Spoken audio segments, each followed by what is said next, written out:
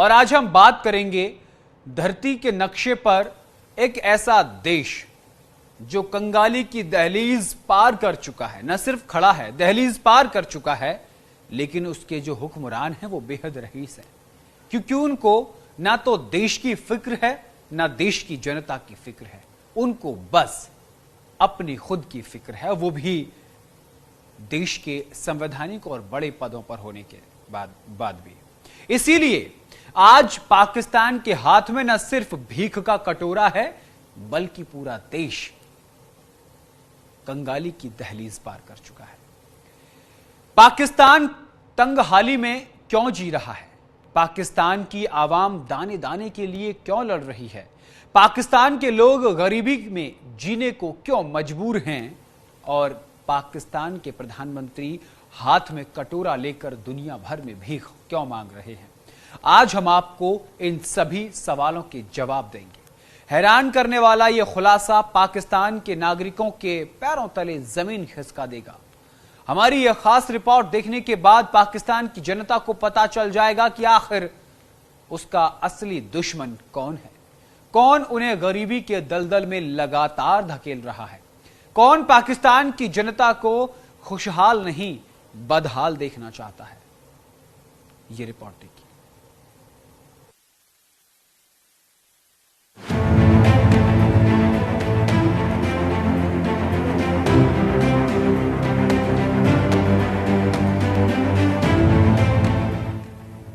पाकिस्तान में महंगाई की मार, हुक्मरानों की दौलत बढ़ी बेलगाम, दाने दाने को तरसी देश की आवाम, परिवार को अमीर बनाने में जुटे हुक्मरान।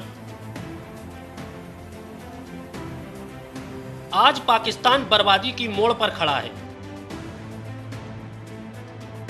आज उसकी ऐसी हालत है कि कोई भी उसकी मदद करने के लिए तैयार नहीं है। यहां तक कि उसके दोस्तों ने भी मदद करने से हाथ पीछे खींच लिए हैं। कर्ज के दलदल में फंसा पाकिस्तान लगातार हाथ में कटोरा लेकर दुनिया भर में घूम रहा है, लेकिन उसकी मदद करने के लिए कोई भी आगे नहीं आना चाहता। पाकिस्तान के इस हाल के पीछे कोई और नहीं बल्कि वहां के हुक्मरान की नीतियों ने ही पाकिस्तान का यह हाल कर रखा है।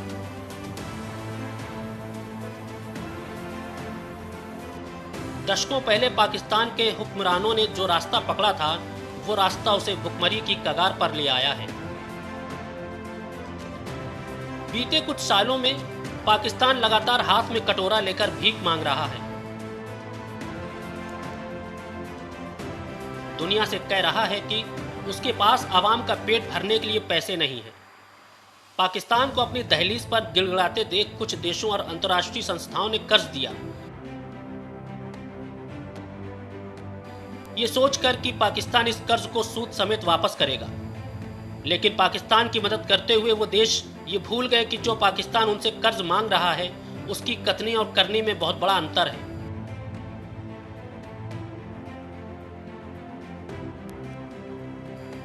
पाकिस्तान जो कहता है वो कभी नहीं करता। इसके बावजूद उन्होंने दोस्ती के रिश्ते को महत्व दिया और पाकिस्तान को गले लगाकर उसकी झोली भर दी। इसके बावजूद पाकिस्तान की जनता गरीबी में जीने को मजबूर है।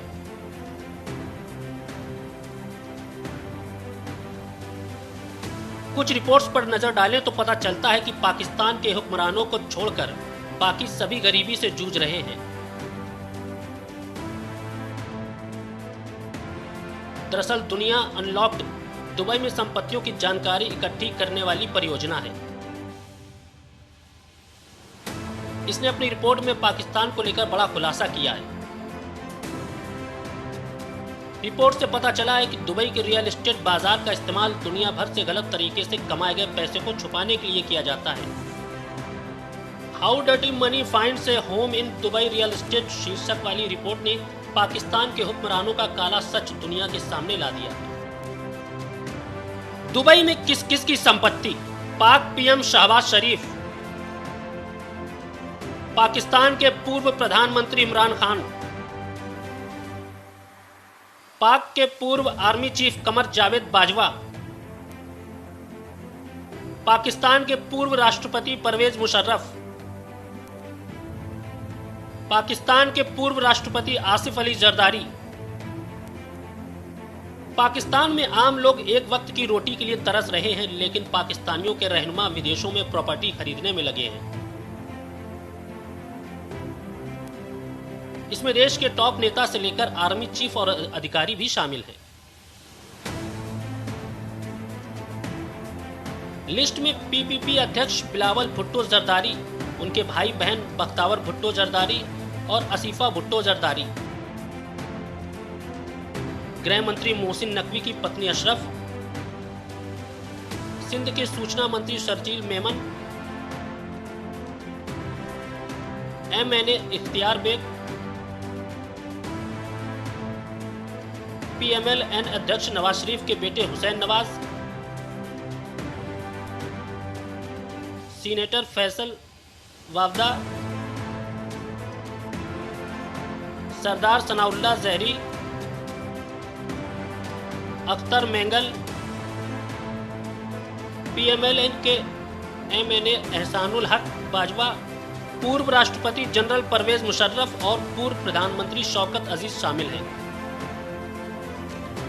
ये उन लोगों के नाम हैं जिन्होंने पाकिस्तान के उच्च पदों पर बैठकर बेशुमार दौलत इकट्ठा की और विदेशों में जाकर बस गए।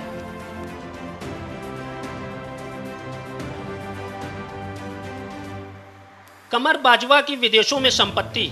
पाकिस्तान के पूर्व आर्मी चीफ कमर जावेद बाजवा के पास दुबई में 1300 करोड़ रुपए का ऑयल बिजनेस है, जिसका नाम टैक्स पाकिस्तान है। टैक्स पाकिस्तान में बाजवा की पत्नी आयशा और पुत्रवधू भी पार्टनर हैं।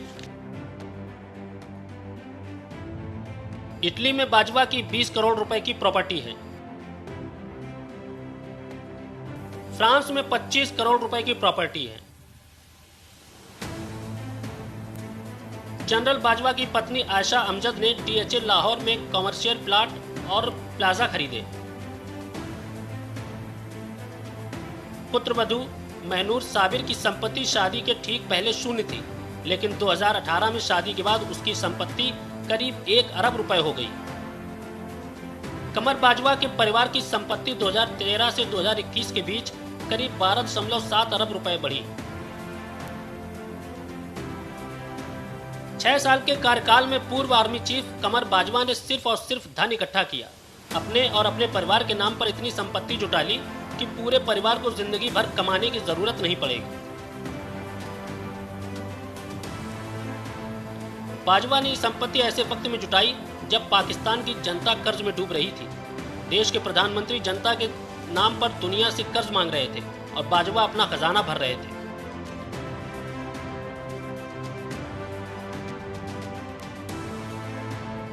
इस तरह कर्ज का पैसा जनता के लिए इस्तेमाल ना होकर कुछ चहेतों को अमीर बनाने में खर्च कर दिया। जिस जनता को आगे कर पाकिस्तान ने कर्ज मांगा वो उन तक पहुंचा ही नहीं। पाकिस्तान की आवाम गरीब की गरीब ही रह गई। परिवार को अमीर बनाया और देश की जनता को गरीबी के दलदल में छोड़ दिया। पाकिस्तान का कोई भी ऐसा राजघराना नहीं है जिसकी दुबई में संपत्ति ना हो। बीते कुछ दशकों में जिसने भी पाकिस्तान की सत्ता में कदम रखा, उसी ने जी भरकर अपने ही देश की आवाम को लूटा। हैरानी की बात यह है कि पाकिस्तान के हालात बद से बदतर हो गए हैं, इसके बाद भी देश को लूटने का सिलसिला जारी है।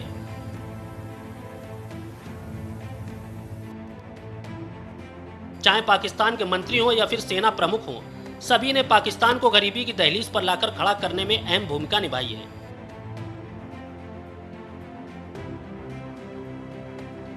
अब सोचना पाकिस्तान की आवाम को है कि उसे क्या करना है। न्यूज इंडिया के लिए संजीव कुमार की रिपोर्ट।